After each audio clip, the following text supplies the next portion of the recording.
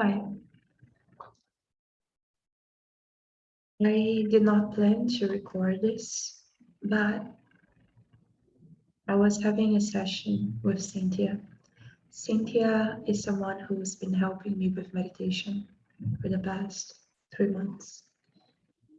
She's been helping me how to paint as well. And we were having a conversation about something that happened, and she said I should journal about it. I should write about it. And maybe I will, but I thought I would record myself telling the story. Don't know why I thought that, but so my cat died on Tuesday. He had a surgery that would remove his teeth because he had an autoimmune disease called, I'll say it in Portuguese, I don't know how to say it in English, gingivite stomatite felina. So he had that since he was born, extremely rare. And even though, even after the, even after having his teeth removed, it was no guarantee that he would not still be sick.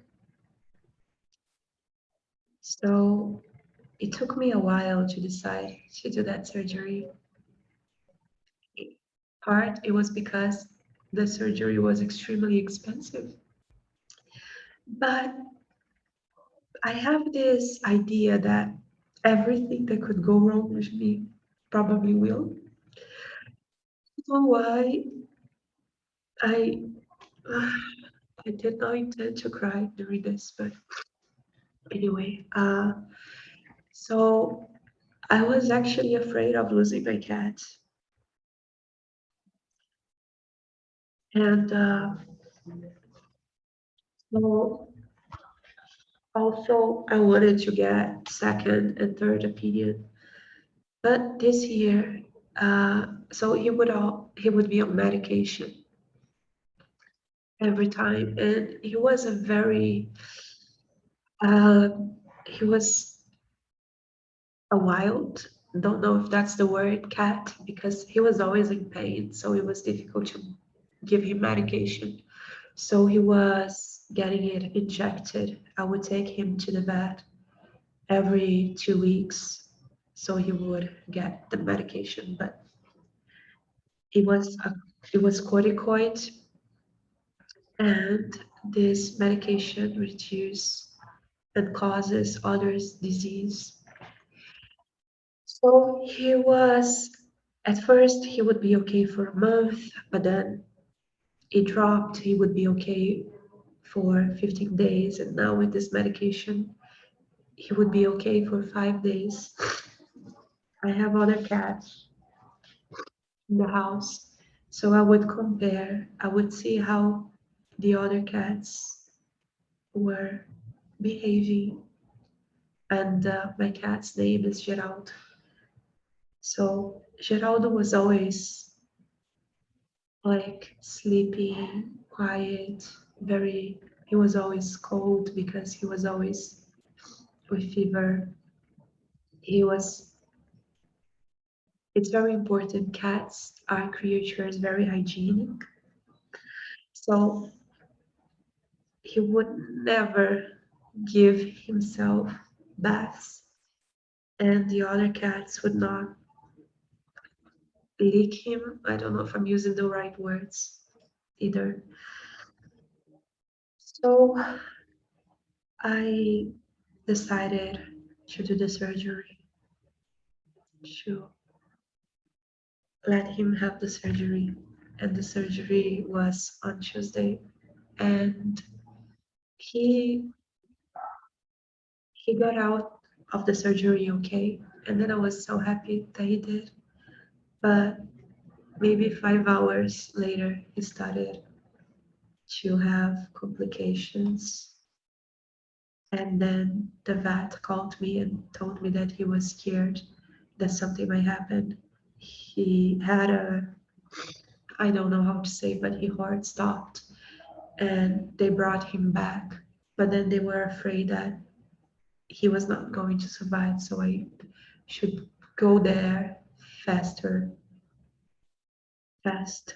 And then I did, and then I remember arriving there, and I was in the waiting room, and someone came looking very worried and told me to wait. And sort of like in that moment, I knew he was dying. The next room, there is something, I don't know. I remember that once my mom, she had, I don't remember if it was a heart attack, she passed. We were in, I don't remember where we were exactly, but I remember crying. I was a child, and then I remember asking her not to go. And when she came back, she said she heard that, and then she did not left because she knew she had to come back. And then I was in the Uber going there, and then I was like thinking, I'm going to ask him not to go. He might be dying, but when he hear my voice, he will come back to me. He won't die. But then it was too late. And so then I was telling Cynthia that when I got to see his body, the vets asked if I wanted to be alone with him, and then I said I did. And then I was there for maybe an hour and a half. And the first thing I did was to hold his paw, his hand, his paw, I guess that's the word. And then I was there holding his paw and looking at his body lying down. And I stood there for, I don't know how many minutes I was there. He was still warm. Then I thought, I'm going to put some music, like randomly, and the music that plays, it's going to be our song forever. And then the song that played was Dog Days Are Over, and I thought it was very ironic. But then I kept there listening to the song playing my phone, holding his paw for the duration of the song. And then I thought I will meditate with you. And then I set an alarm and I meditate with him for another 10 minutes. And I was there with him. There was something very sweet about that. And that's what they call in Buddhism, or at least I've heard Shinzen Yang call it, a full experience. It's when you are living the moment and there is nothing else but that. That's only that moment, and you're entirely present and you accept everything.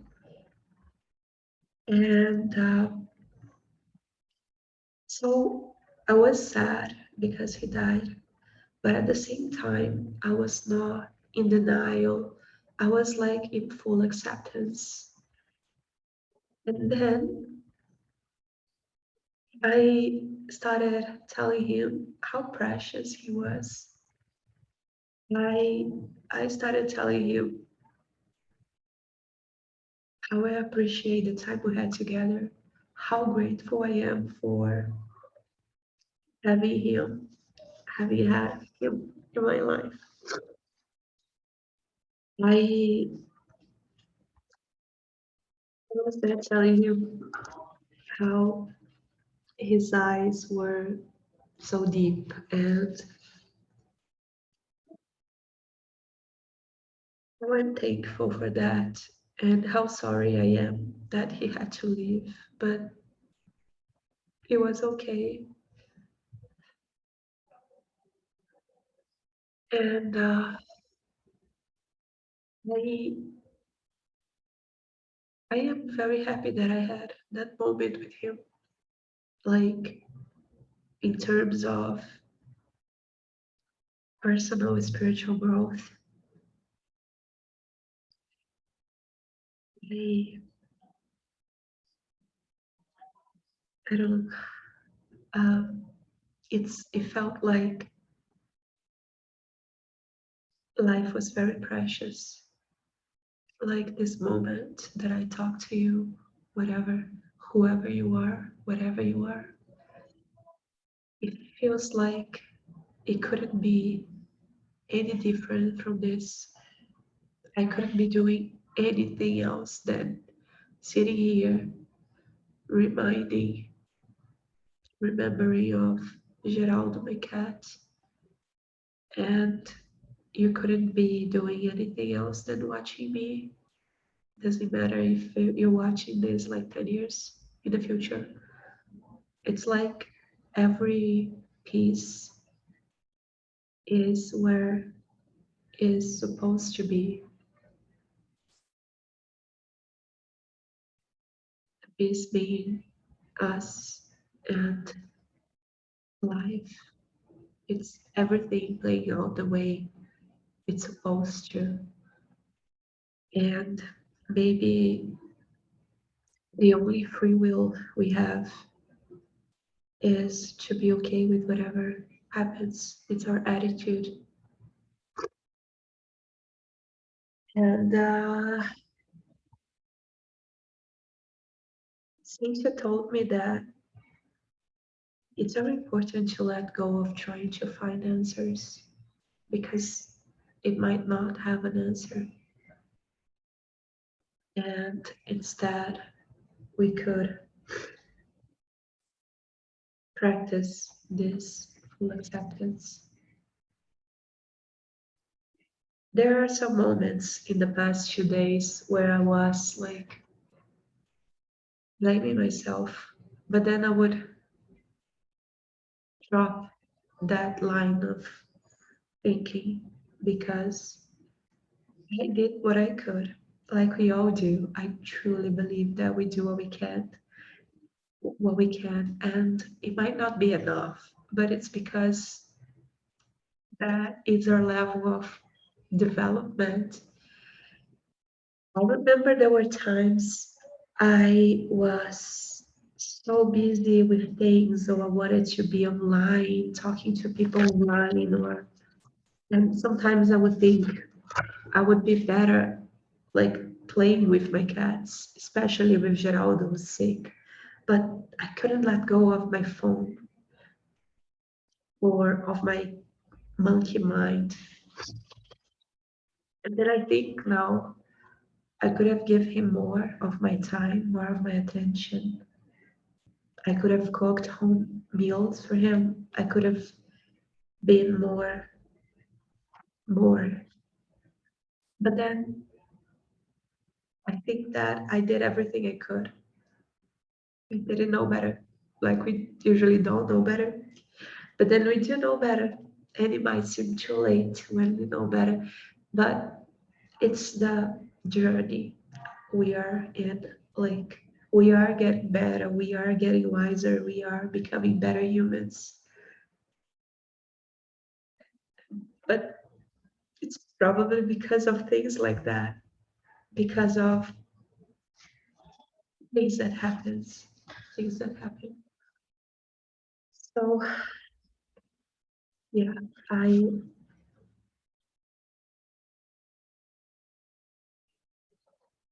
I don't know. I guess that's my message.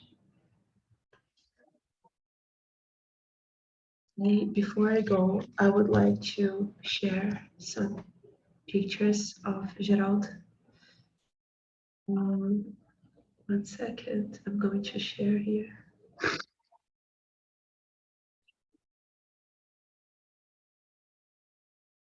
So I don't know what's happening. Let's see. So this is Geraldo em Montes Claros. Um, What is happening? This is Geraldo.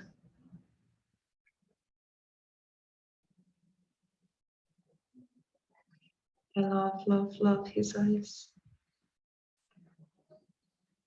Sometimes death feels like, especially with Geraldo, that he's been in a clinic sometimes for like weeks, like not weeks, but at least 10 days. So it feels like, even though I have seen and sat with his body, it feels like he's not dead. It feels like he's coming back.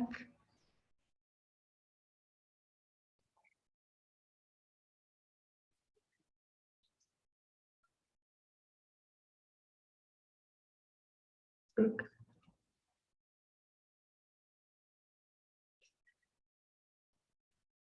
also, they did that in the clinic. Yes. So it says, there is no goodbye for those who will remain eternally in our hearts. Mom, thank you for all the care and love. You son, Geraldo. So,